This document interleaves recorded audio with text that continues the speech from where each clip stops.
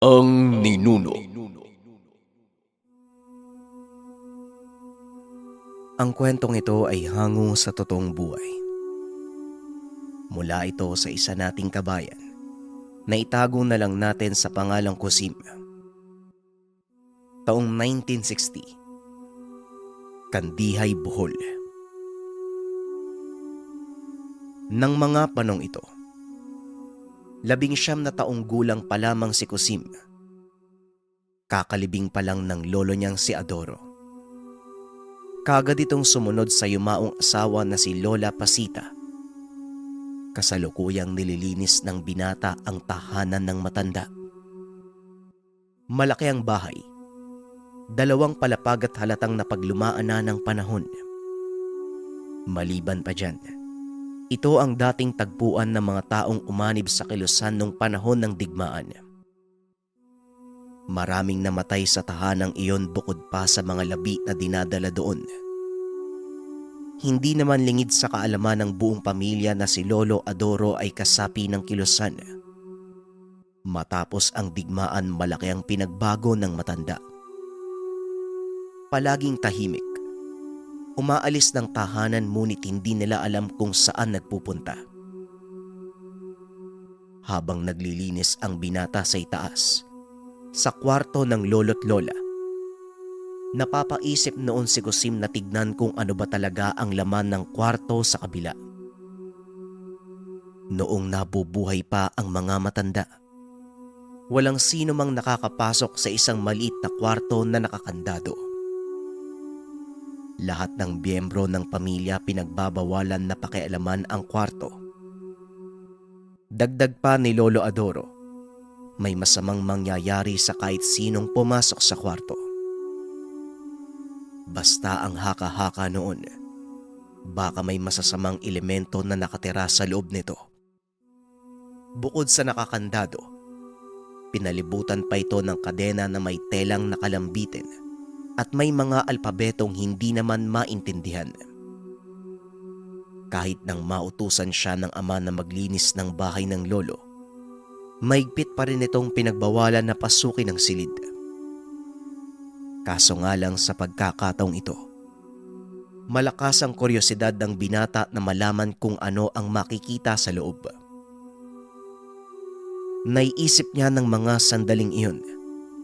Wala namang makakakita sa kanya dahil mag-isa lang. Ang problema, nakakandado ito kaya naghanap ng paraan si Kusim na matignan ang lugar.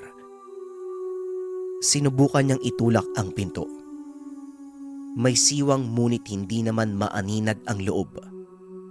Hanggang sa naisip niyang akyatin ang kisame at doon dumaan. Ginawa ito ng binata. Kumuha siya ng bangko at pagkatapos makatungtong, lumundag si Kusim sabay kapit sa itaas. Gumapang ang binata sa ibabaw ng kisame hanggang sa makakita ng butas, papasok sa nakakandadong pintuan. Sinilip niya ang loob. Puno na ito ng mga sapot ng gagamba.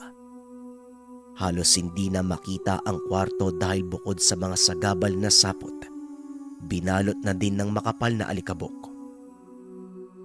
Hanggang sa napansin niya ang malaking aparador na tansya niya ay lampas tao. Marahang bumaba si Kusim. Tumungtong sa aparador at maingat na lumundag sa sahig. Lumangit-ngit pa ang sahig na inakala ng binata ay bibigay. Tama siya sa sukat. Lampas tao nga ang aparador at may nakaukit sa pinto na maraming kataga. Ngunit ni isa wala siyang naintindihan. Tinignan ni Kusim ang buong kwarto pero wala namang kakaiba. Walang ibang laman maliban na lang sa aparador. Kaya inisip ng binata na baka ito na ang lihim na nakapaloob sa kwarto. Pero ang tanong niya sa sarili, ano kaya ang laman nito?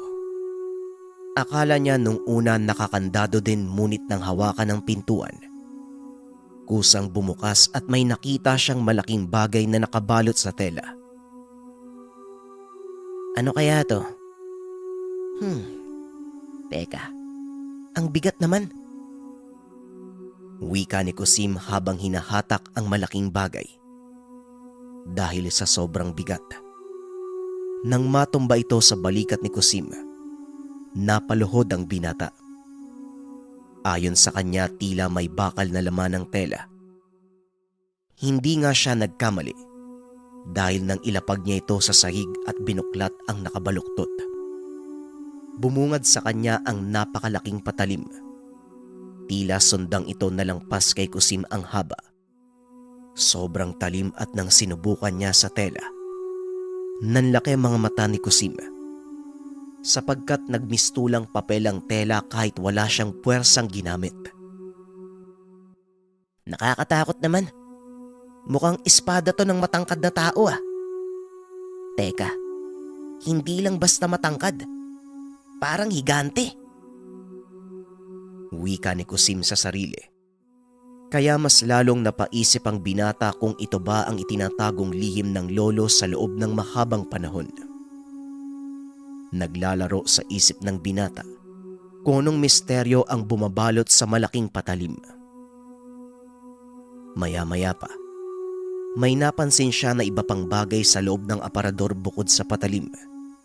Isang kulay itim na kahon at inaanay na ang bawat gilid. Kinuha ito ni Kusim. Ngunit pag-angat niya sa kahon, bumigay ang bandang ibaba nito at may nalaglag na kwintas. Kulay itim ang tali, habang yung palamuti naman ay mukhang peraso ng tawas na kasing laki ng palad. Inangat ito ng binata. May kabigatan ito ng tamaan ng liwanag mula sa siwang. Naging kulay dilaw. Nagliliwanag habang may umiikot na usok at bigla na lang sumabog. Ramdam ni Kusim ang puwersa at biglang namanhid ang buong katawan.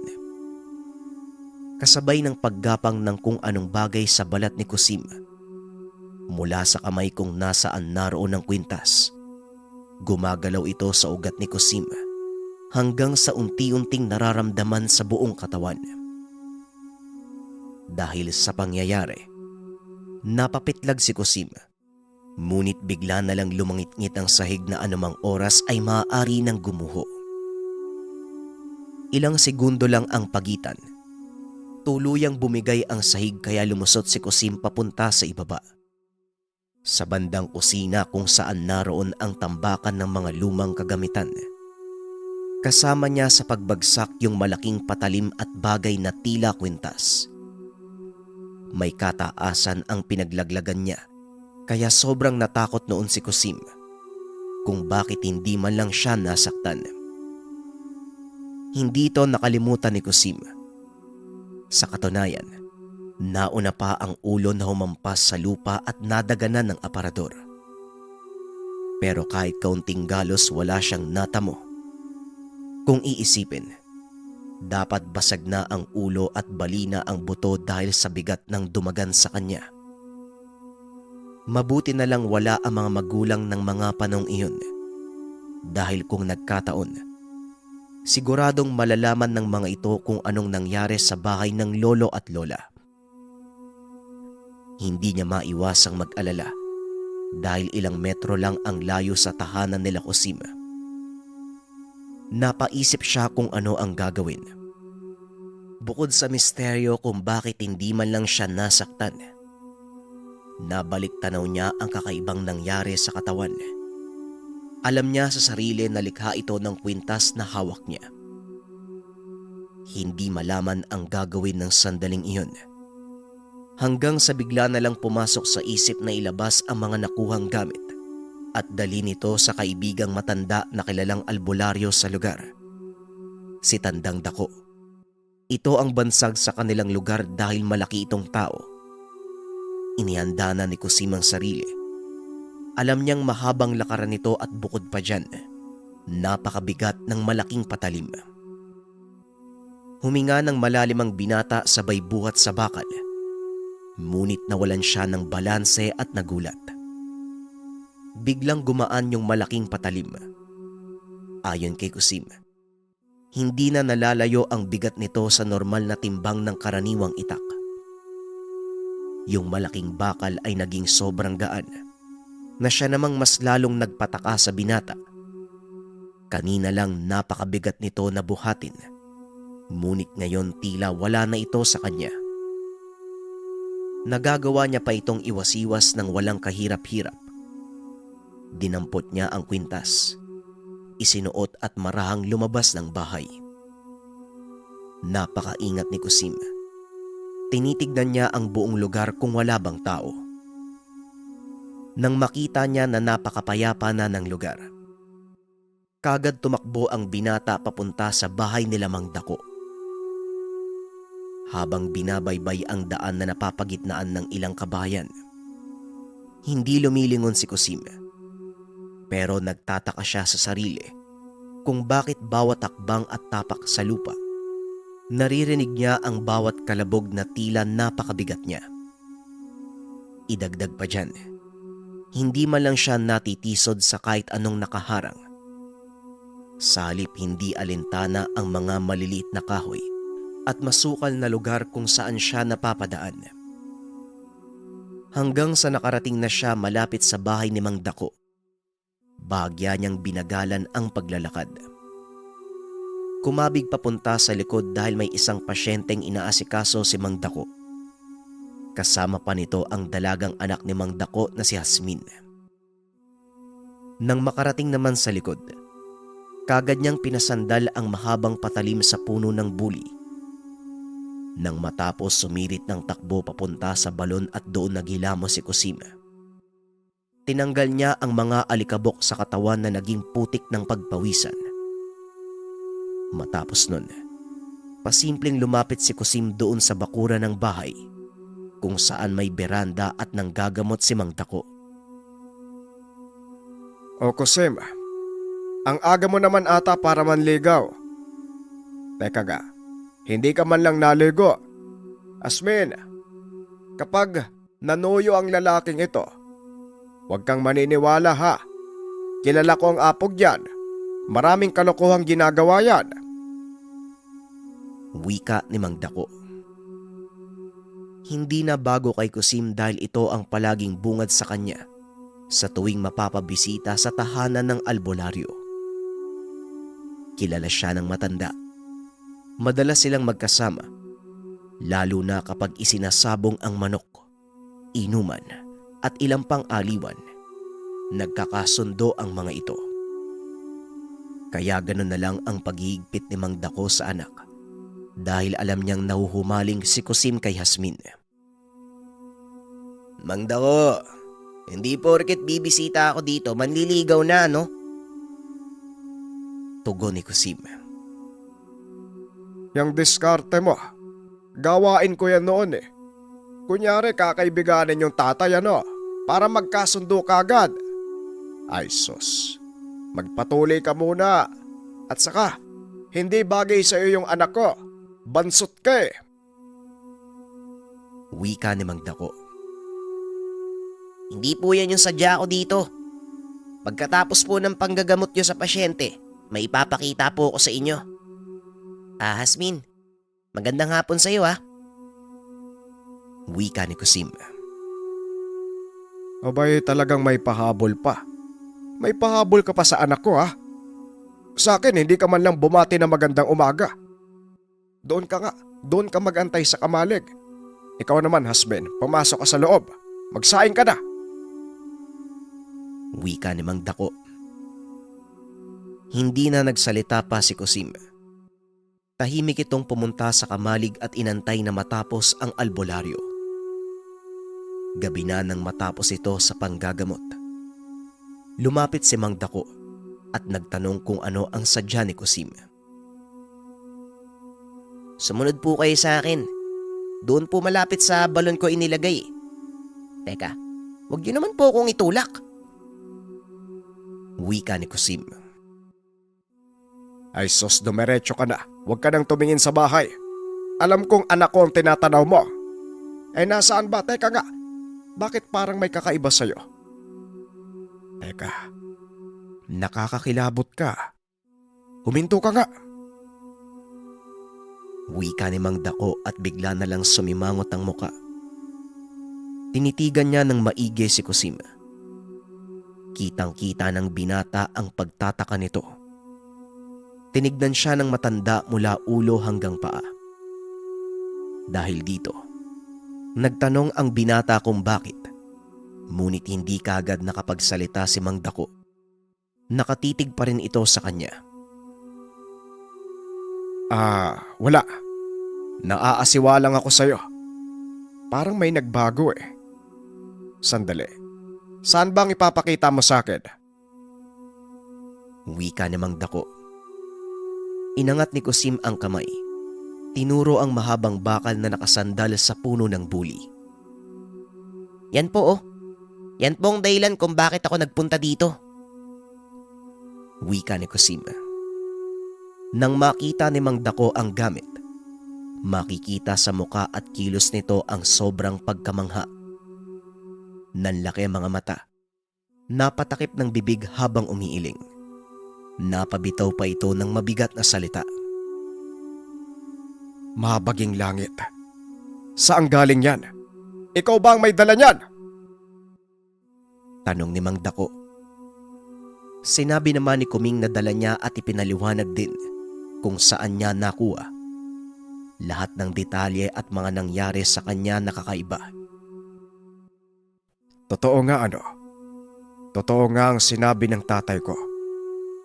Si Tatang Adoro isang mamamatay aswang. Ang pagsali ng matanda noon sa kilusan, maliban sa pakikipaglaban sa mga sumakop na banyaga, pumapatay din sa mga aswang na nagsasamantala habang nangyayari ang digmaan. Kung tutuusin, halos maubos ang aswang noon sa lugar dahil sa kanya. Alam mo ba kung anong klaseng sandata yan, Kusib? Hoy! Saan ka ba nakatingin ang layo ng mga mata mo Doon ka nakatingin sa bahay namin. Hoy! Alam mo ba kung ano yung gamit na yan? Yan ang tinatawag na kampilan ng mandirigbang engkanto. Wika ni Mang Dako. Natigilan si Kusim. Kumunot ang muka habang nakanganga ang bibig.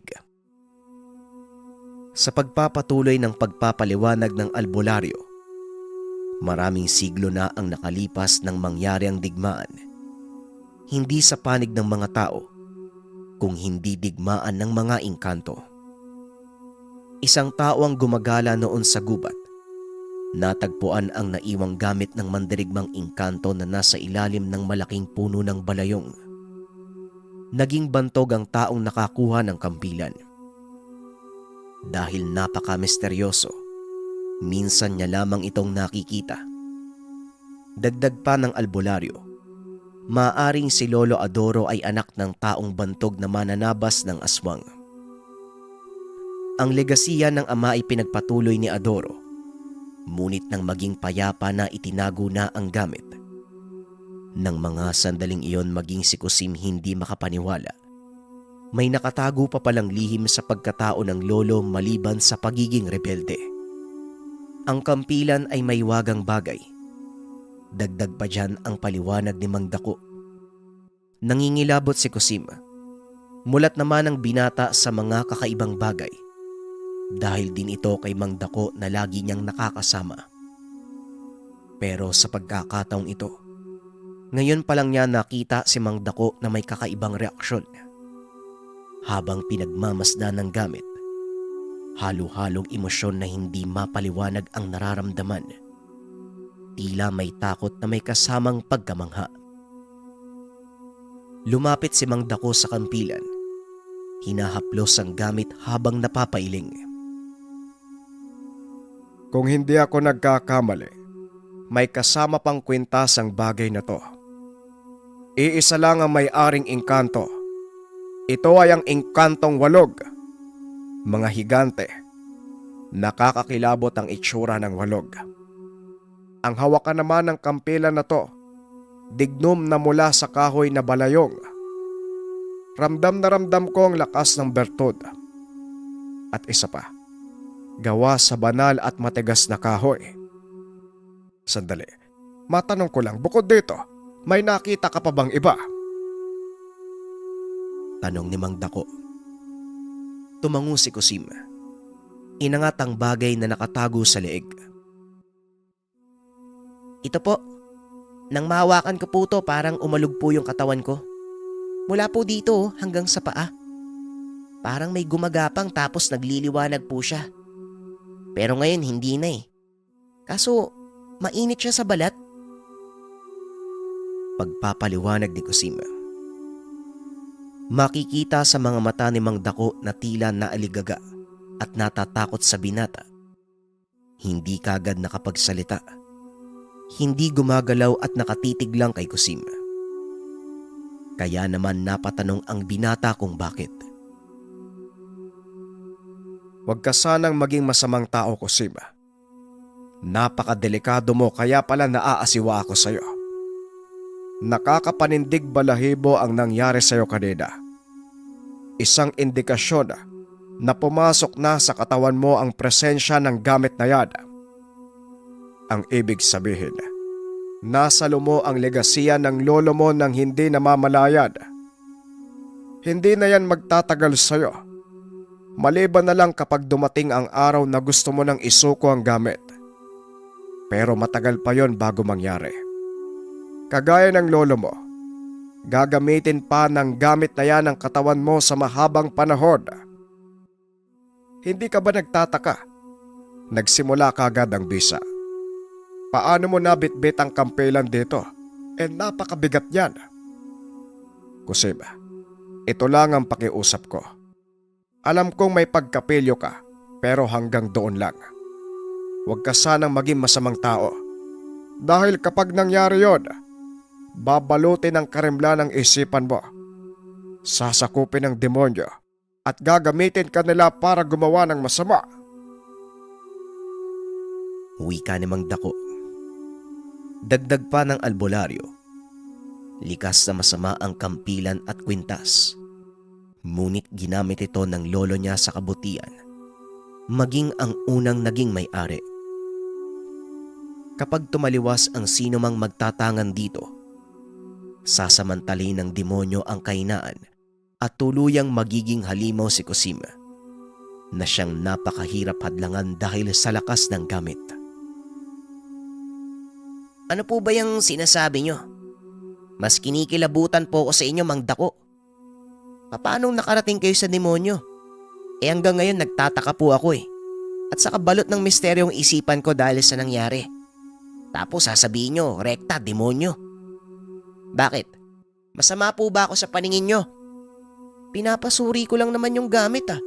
Tapos demonyo ka agad yung sasabihin nyo. Grabe ka naman, Mang Dako. Wika ni Cosima. Kilala kita eh. Parang hindi mo naman ako kasama palagi. Babaero ka, maangas, pikon at palaging may kaalitan. Bukod pa dyan, malakas ka din uminom ng alak. Ano sa tingin mo? Hindi pa ba sapat yon para isipin ko na magiging demonyo ka? Tanong ni Mang Dako. Teka nga po, nalalayo na tayo sa usapan eh. Ano po bang dapat kong gawin? Tanong ni Cosima. Ayon sa albularyo, wala pa siyang maipapayo sa ngayon. Pero ang pinaka-importante, walang makakaalam na nasa kamay ni Cosima ang gamit. Hanggat maaari, manatiling lihim ito gaya ng paglihim ni Lolo Adoro sa tangan. Hindi naghihiwalay ang kwintas at ang kampilan. Kombinasyon ito, Cosima. Maaari mong itago ang kampilan sa pamamagitan ng kwintas na yan. Kaso ang problema, hindi ko alam kung paano eh. O siya, sige. Manatili ka muna sa bahay ko.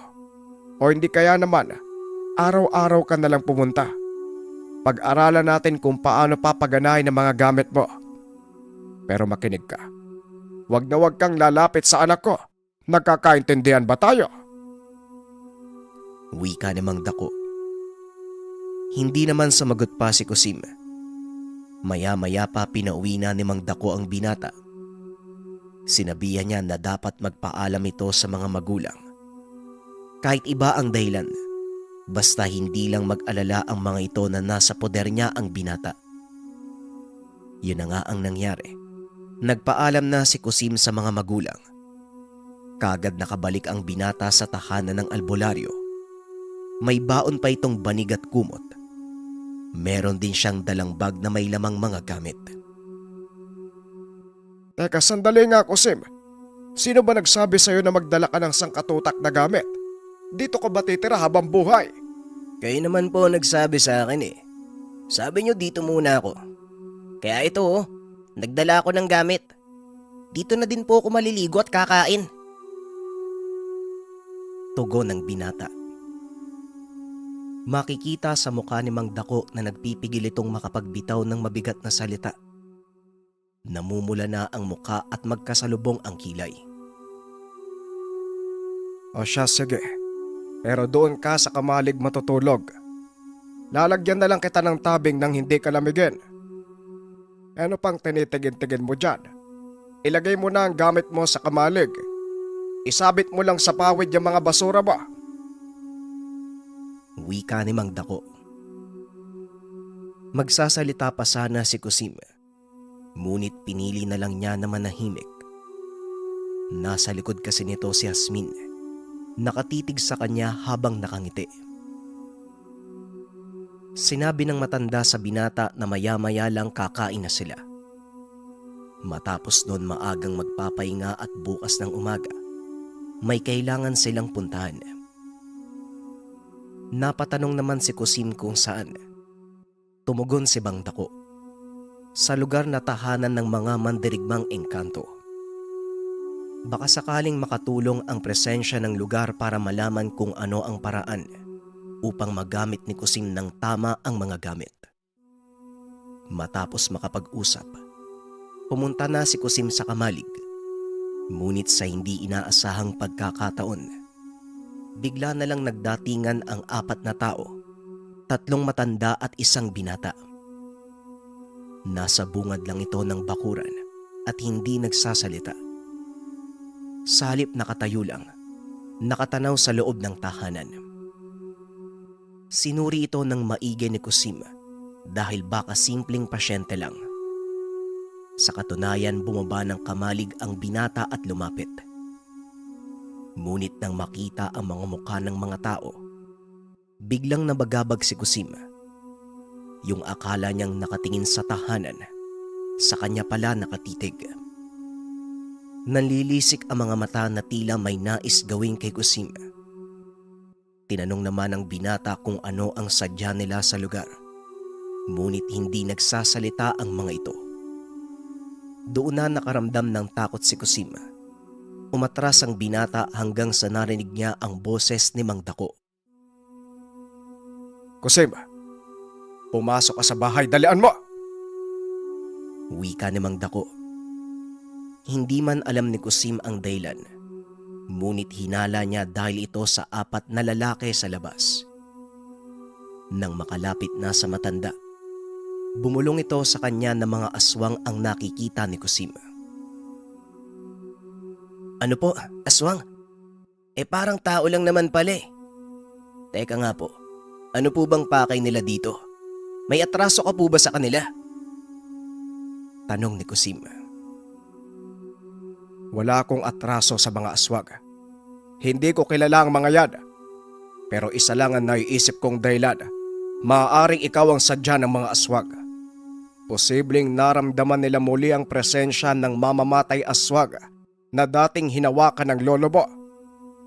Yari tayo. Mukhang napaaga yata. Hindi ka pa handa. Asbin, pumasok ka sa kwarto. Ikandado mo ang pintuan. Tugon ni Mang Dako. Po, bakit po tay at saka, ba't parang natataranta po kayo? Tanong ni Yasmin. Huwag ka nang magtanog. Pumasok ka na at ikandado mo ang pinto. Wika ni Mang Dako. Hindi na nagreklamo pa ang dalaga. Tumangulang ito at kaagad nang pumasok ng kwarto. Narinig pa ni Kusim ang pagkalampag ng kandado. Mang Dako, ano pong gagawin natin? Tanong ni Kusim.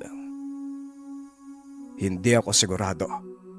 Basta dahil sa'yo, mapapahamak pa ako eh. Bueno, maganda ka. Kunin mo sa gilid ng pintuan ng kampilan Tignan natin kung anong kaya mong gawin. Wika ni Mang Dako. Ano po? Ano pong gagawin? Huwag ka na magsalita. Alam mo na ang ibig kong sabihin. Basta sa oras na lumapit ang mga yan, tagain mo. Ay nako naman, hindi ko alam kung anong dapat na orasyon para sa iyo eh. Nabasa ba ka kaagad bata? Sige na, ayan na, dito, dalian mo. Wika ni Mang Dako. Sumunod naman si Kusim sa matanda. Matapos makuha ang kampilan, bumaba sila ng beranda at pumunta sa kamalig. Nang mga sandaling ito, may kakaibang nangyayari sa katawan ni Kusim. Hindi niya maintindihan. Para bang mainit at pumipitik ang kamay habang hawak ang kampilan. Yung suot naman niyang kwintas, tila bumabaon sa dibdib. Kinapapa ito ng binata ngunit naroon lang naman. Sadyang merong kakaiba. Habang yung kaninang pagiging aligaga, nawala ito. Bigla na lang tumindi ang nararamdamang tapang. Magandang gabi. Ako na ang unang babati mga Ginoo. Ano bang may tutulong namin sa inyo? Wika ni Mang Dako. Nagsalita naman ang isa sa mga aswang. Yung matandang panot. May balbas na hanggang dibdib. Tinatanong pa ba yan? Sa tingin mo mga hangal kami. Ang binata lang ang sadya namin. Kaya pwede ba, ipaubaya mo na lang siya sa amin. Yang isang yan. Hindi ikaw ang kailangan namin. Ayokong madamay ka. Wika ng matandang aswang. Ano bang kailangan niyo sa akin? Wala naman akong atraso sa inyo. Tugon ni Kusim. Nang mga sandaling ito nagulat si Mang Dako. Hindi dahil sa mga aswang, kung hindi kung paanong magbitaw ng salita ang binata. Tinitigan ng matanda si Kusim. Nakikita niyang namumula ang mga mata ng binata at yung kamay na nakahawak sa kampilan ay unti-unting umuusok. Hanggang sa napansin niya ang marahang paglapit ng isa sa mga nilalang. Yung binata na may mahabang buhok at nakaubad ng pang-itaas. Umatras si Mang Dako. Kinukumpas ang kamay at nagbabato ng orasyon. Ngunit nakikita ni Mang Dako na hindi alintana ng mga aswang ang ginagawa. Kusim! Hoy Kusim! Umatras ka! Dalian mo! Wika ng matanda. Ngunit hindi gumagalaw si Kusim. Hindi man lang ito lumingon sa kanya. Salip nakatayo lang at buhat ang kampilan sa balikat. Naririnig ni Mang Dako ang kakaibang paghinga ng binata.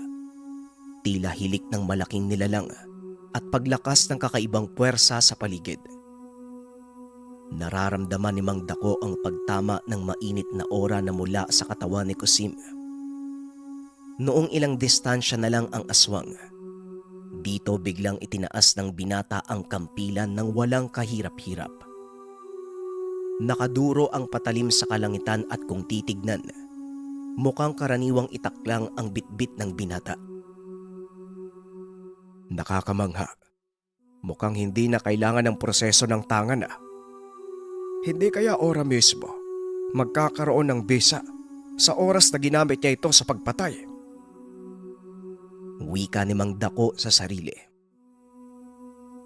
Hoy Pogi! Alam mo bang gamitin yan? Matagal na panahon na naming tinutugis ang mananabas ng aswang. Pero magaling magtago Ni hindi nag-iiwan ng bakas. Hindi nga din namin alam kung sino siya Bigla na lang tumigil sa pagpatay ng aswang. 5 taon na namin siyang hinahanap. Pero ngayon lang isang pipitsuging bata lang ang sumalubong sa amin. Wika ng binatang aswang. Dagdag pa nito, maigi nilang inoobserba ng lugar noong maramdaman nila muli ang mananabas. Sa kauna-unahang pagkakataon, nakita nila ang matagal nang hinahanap. Kagad daw nilang napagtanto na maaaring nailipat na sa binata ang tangan. Ngunit hindi pa ito napag-aaralan kung paano itago ang presensya ng gamit. Kaya hindi sila natakot dahil baguhan pa lang si Kusim. Ang ibig sabihin, hindi pa nito alam gamitin ang kampilan. Isang patunay na dyan na madali lang nila nalaman kung sino ang may hawak ng tangan ngayon. O na, tama kayo. Sa katunayan, kaninang umaga ko lang to nakuha eh. Pero hindi na importanteng malaman kung saan. Bakit ayaw niyong lumapit? Baguhan lang pala ako eh. Sige nga, lumapit nga kayo. Wika ni Kusim. Hindi ko alam kung nakainom ba yung binatang to eh. Ganyan ba siya kapag nalalasig eh? Sobrang yabang. Wika ni Mang Dako sa sarili. Hanggang sa bigla na lang sumunggab si Kusim, kasabay ng paghataw ng kampilan. Napapikit pa ang mata ng albularyo dahil sumabog ang alikabok sa paligid. Pagdilat ng mga mata, napanganga ang matanda nang makitang bagsak na sa lupa ang aswang na malapit kay Kusim at nahati ang katawan nito. Pagsipat niya kung nasaan ang binata, naroon na ito sa tabi pa ng 3 aswang na tila sinemento at hindi makagalaw sa takot. Baguhan lang pala ako ha. Hoy, matandang panot. Eto klaro na ba? Bakit parang natatakot ka sa akin? Kayong dalawa naman, hindi man lang ba kayo kikilos? Teka, ang haba ng buhok nyo ah. Eto naman, ang dulas ng anit ng matanda. Wika ni Kusim. Hinawakan nito ang buhok ng 2 aswang at hinipo ang panot na ulo ng matanda. Hanggang sa dinuro ni Kusim ang kampilan sa mukha ng mga ito at sinampal ang dulo ng patalim. Natumba yung matanda. Bigla na lang itong bumangon at dumipa. Kasabay ng pangyayari, nagulat si Kusim at napapitlag nang bigla na lang nag-anyong aswang yung matanda. Mabilis na humaba yung balahibo, umitim at umusli ang huso. Buong akala niya ang nakikita ay aswang na anyo na ng nilalang. Paano ba naman kasi? Ito pa lang ang unang beses na makakita ng aswang. Hindi niya alam na nagpapalit pa pala ito ng anyo sa pagiging napakapangit na nilalang. Mabaging langit. Mang Dako, ang pangit nito ah. Wika ni Kusim habang unti-unting umaatras. Ay naku, akala ko pa naman matapag. Hoy, wala akong may tutulong sa'yo. Tuloy mo na lang yung angas mo kanina ha. Sampalin mo uli. Gamit niyang sagwan na hawak mo. Ay sagwan, gamit niyang kampilan. Hoy teka, naku umatras na nga, nabahag na ang loko ah. Hoy balikan mo. Huwag mo nang dali ng mga yan sa bahay. Kung anong lakas sa normal na katauhan, yun lang din ang lakas niyan sa anyong aswang. Huwag ka matakot. Wika ni Mang Dako. Hanggang sa nagpalit na din ng anyo yung 2 natira ng mga sandaling ito. Dahil sa ingay lumabas si Yasmin ng kwarto at sumilip sa bintana. Nang makita ang mga nilalang, napasigaw ito dahilan kaya nataranta si Mang Dako. Kagad na pumasok ng tahanan ng matanda. Hinila si Yasmin papasok ng kwarto. Ano bang sinabi ko sa'yo? Dito ka lang sa loob. Wika ni Mang Dako. Ano po ba yung mga yan, Tay? Nakakatakot naman po yung itsura nila. Tanong ni Yasmin. Habang si Kusim, nilabanan niya ang takot sa sarili. Nagbuntong hininga at tinarak ang kampilan sa lupa. Pero hindi pa rin tuluyang nawawala ang takot. Sobrang kinilabutan si Kusim sa mukha ng 3 aswang na nakita. Sa hindi malamang dahilan, biglang umalog ang lupa. May naririnig si Mang Dako na nakakakilabot na boses. Tumingin ito sa paligid, ngunit wala naman siyang nakikita. Hindi ko binigay ang gamit para lang sa kaduwagan. Binigay ko ang sandata para labanan ng kasamaan. Hoy, matagal akong nag-antay. Matagal akong nagtago sa aparador. Tapos ikaw lang palang magbubukas at papalit kay Adoro. Kung ganon, baka nasa maling tao ang gamit ko. Magtitiis ako sa'yo ng mahabang panahon. Wika ng boses. Sino ka? Magpakita ka sa akin, nasan ka ba? Tanong ni Kusim. Mangmang, nasa loob ako ng katawan mo. Ako ang walog. Nagmamay-ari ng kampilan. Kumilos ka na. Tugon ng boses. Ito na ang walog, ang mandirigmang engkanto. Naguguluhan si Kusim ng mga sandaling iyon. Hindi niya alam kung totoo ba ang narinig o katang-isip lang. Magpasaganon pa man, walang nagawa ang binata kung hindi lumaban. Napagtanto niya na kapag hindi napigilan ang mga aswang at nagpadala siya sa takot, mapapahamak sila ni Mang Dako at ang anak na si Yasmin. Ilang segundo lang, isa-isa nang gumapang ang mga aswang papalapit kay Kusim. Ayon sa binata, maging ang balahibo sa batok ay nagtayuan. Tila mga gagamba ang mga ito, pahintu-hintu pa na mukhang susunggab. Hanggang sa sabay itong gumapang ng mabilis at tumalon kay Kusim. Kagad namang binunot ng binata ang kampilan. Sabay buwelo paikot at hataw sa mga aswang.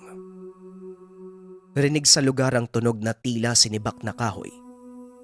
Pagkabagsak sa lupa ng mga aswang, dalawa dito nagkahiwalay ang katawan. Samantalang ang isa naman na matandang panot, nasugatan lang sa balikat. Nakalambitin na lang ang braso na tila naputol na. Ay sus, pareho lang pala yung lakas nyo eh. Mukha lang ang nagbago. Pero aaminin ko sobra talagang nakakatakot yung itsura nyo. Wika ni Kusim. Hoy! Ano pang inaantay mo? Patayin mo na! Wika ni Mang Dako habang nakasilip sa bintana. Naglakad na si Kusim papalapit sa aswang. Umatras naman ang nilalang at lumingon pa sa likod. Hanggang sa bigla na lang sumirit ng takbo sabay lundag papunta sa kakawyan. Napabitaw naman ng mabigat na salita si Mang Dako. Lumabas ito ng tahanan at pinagalitan si Kusim. Sinabing bakit pa pinatakas. Ay ano pang iniisip mo? Dapat sinundan mo na kaagad ng pagtaga. Nakatakas tuloy. Nako, kilala ka na nila. Hindi malayong dudumugin ng mga aswang ang lugar na ito. Ang masaklap, damay na ako, pati na din ang anak ko. Wika ni Mang Dako. Habulin ko po Mang Dako, wag po kayo mag-alala. Tugon ni Kusim. Kagad naman itong tumakbo sa kakawyan.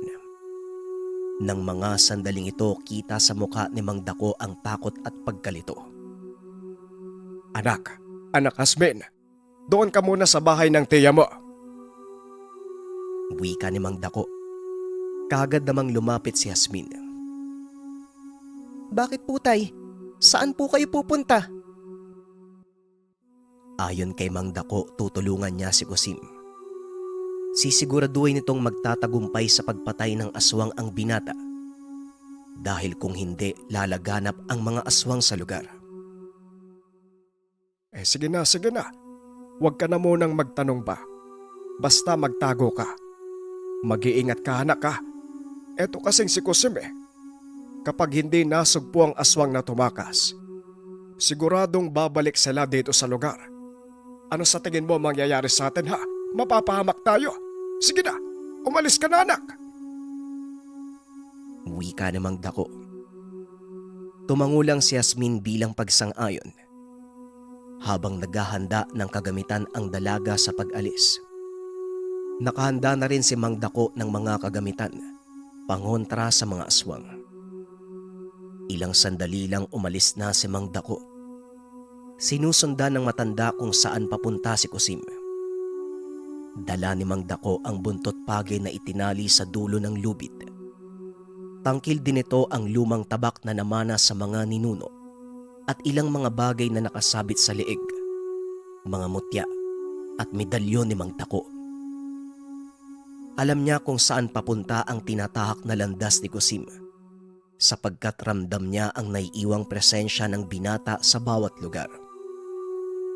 Napapaisip noon ng matanda, paano na lang kapag hindi naabutan ni Kusim yung aswang. Kaya gano'n na lang ang pananalangin ni Mang Dako na sana wag magkatotoo ang iniisip. Tansya ni Mang Dako, halos 1 oras na siyang sumusunod sa bakas ni Kusim, ngunit hindi niya maaninag ang binata. Tila sobrang layo pa ng kailangan niyang bagtasin bago makita si Kusim. Ngunit sa kabila ng lahat hindi sumuko ang matanda. Unti-unti niya nang nararamdaman ang pagod. Maya-maya pa nanlaki mga mata ni Mang Dako nang makakita ng mga nagkalat na talsik ng dugo. May mga peraso doon ng laman ng tao na tila ba tinadtad. Hindi naman kaila kay Mang Dako na si Kusim ang gumawa nito. Maaaring ang mga lamang nagkalat ay galing sa aswang na bumagat sa binata. Ito naman ngayon ang mas lalong nagpalala sa pagiging aligaga ni Mang Dako, sapagkat maaaring may iba pang mga aswang na nakakita sa binata at nasabihan na ang mga ibang kauri. Naku ka, Kusim, sinimulan mo to. Dapat inubos mo na kasi lahat kanina. Kung hindi, magiging delikado ang lugar natin. Diyos ko, tulungan niyo po kami. Wika ni Mang Dako na patuloy pa rin sa paghingi ng tulong sa itaas.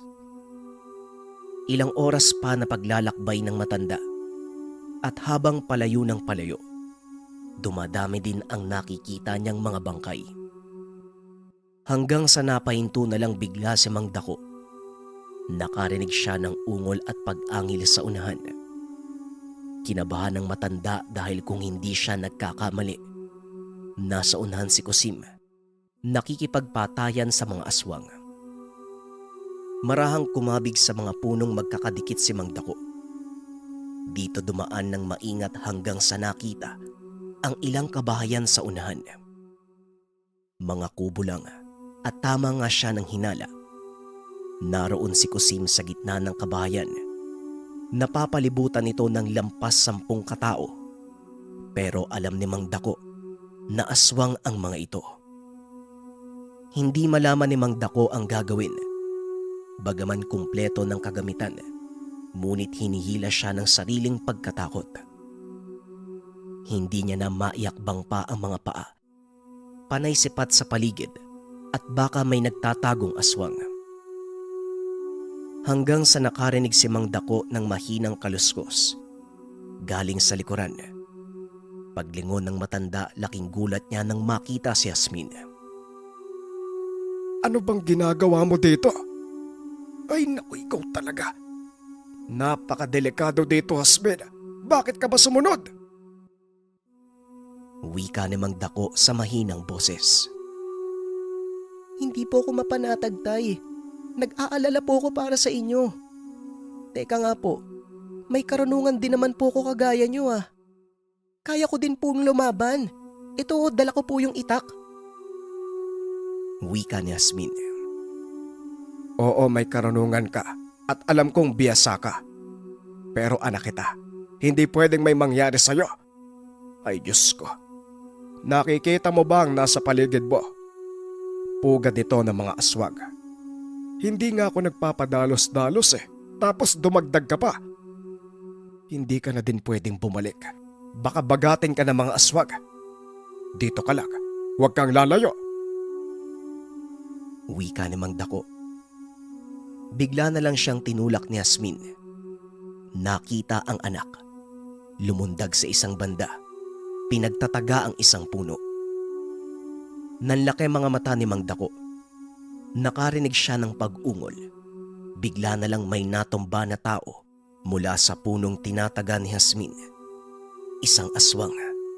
Wala ng buhay. Hindi na nakapagsalita si Mang Dako.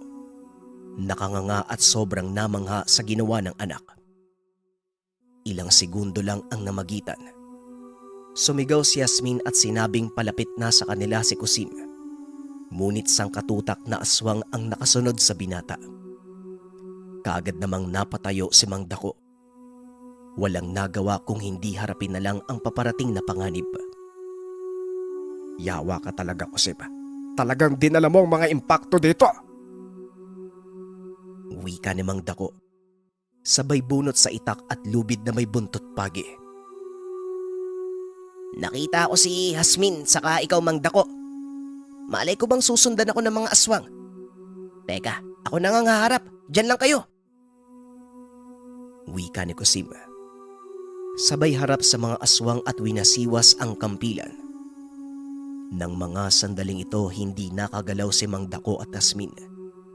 Nakikita nila sa gilid ni Kusim ang isang napakalaking tao. Nakasakay sa hindi malamang nilalang. Mukhang salagubang ang sinasakyan at kapareho din itong higante. Anak, yan ang mandirigmang engkanto. Kung hindi ako nagkakamali, yan ang gabay ng binata. Wika ni Mang Dako. Nakikita ng mag-ama na tila pinaglalaroan lang ni Kusim ang mga aswang. Isa-isa itong bumabagsak sa lupa at ang masaklap. Halos hindi na makilala ang mga ito. Sumasabog ang katawan ng nilalang sa oras na tamaan ng malaking kampilan. Maya-maya pa, nakakabinging katahimikan ang lumukob sa lugar. Patay na ang lahat ng aswang at tila pininturahan ng dugo ang buong lugar. Habang si Kusim naman, hindi na makilala dahil naliligo ito ng dugo. Nang mga sandaling ito wala na yung malaking nilalang sa gilid ng binata. Hindi nagsasalita si Yasmin. Nakatulala lang at bakas sa muka ang matinding pagkamangha. Samantalang si Mang Dako naman lumapit kay Kusim. Sa tingin ko, ito na yung lugar na sinasabi ng tatay ko na pinamumugara ng aswag. Pero hindi ako sigurado kung naubos mo na ang lahat. Maaaring may nakatakas, lalo na't may mga pamilya din ng mga aswang na yan. Kusim, alam ko na kung bakit pinili ng dating nagmamay-ari ng gamit na manatili sa gubat. Dahil alam niya sa sarili na kapag nakasalamuha siya sa mga tao, maaaring madamay ang mga ito. Alam din niya na pinag-iinitan talaga ng mga aswang ang mananabas. Mabuti yung lolo mo. Alam kung papaano itago ang sarili. Siguro sa haba ng panahon, naanapan niya ito ng paraan para lang makasama ang pamilya. Pero ang dating may-ari, hindi yun gumagala at minsan lang nagpapakita. Kung ako sa'yo, hindi na ko uuwi. Alam mo na ang dahilan ko, Sib. Wika ni Mang Dako. Tumango si Kusim at sinabing naiintindihan niya ang sitwasyon. Paano naman po kayo? Hindi na rin po kayo pwedeng umuwi . Pati na rin si Yasmin. Nadamay na po kayo dahil sa akin. Tugon ni Kusim. Hindi na nakapagsalita pa si Mang Dako. Tumingin lang ito sa anak. Makikita sa mga mata ang pangngilid ng luha. Walang problema sa akin, Tay. Kung yun po ang tama, gagawin ko po yun kahit may kapalit. Pero para din po to sa mga tao . Ubusin po natin yung mga aswang. Kasama po si Kusim. Wika ng dalaga.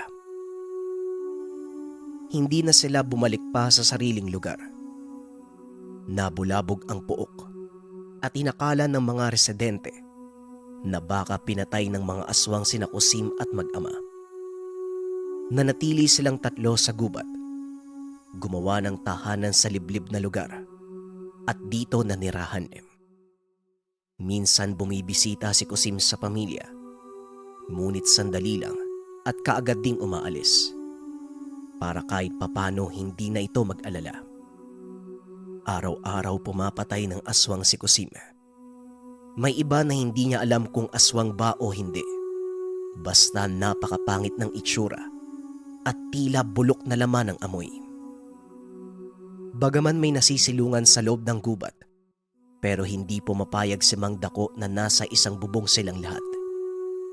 Sa ganong sitwasyon, wala pa ring tiwala si Mang Dako kay Kusim para sa anak na dalaga. Habang yung mandirigmang engkanto, tuluyan ang nakasundo ni Kusim. Sa katunayan, ito pa ang nagturo sa binata kung paano gamitin ng tama ang mga tangan. Ipinaliwanag din ito kung bakit napasakamay ng tao ang gamit ng nilalang. Ayon sa mandirigmang engkanto, nasa loob ito ng puno ng balayon.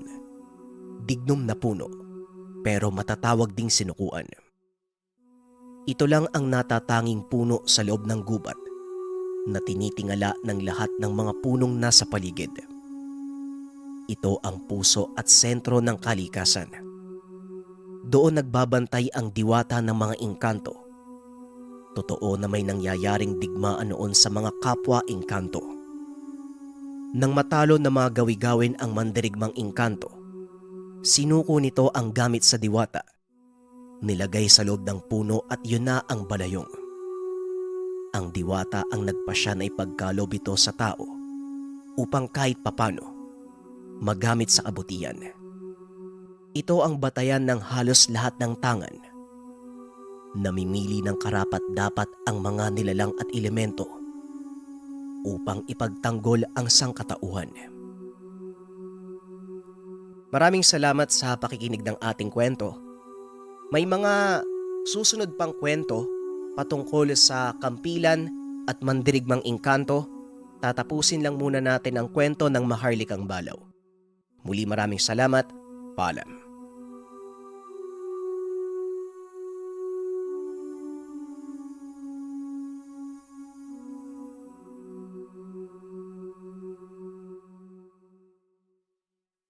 Ang Ninuno. Ang Ninuno.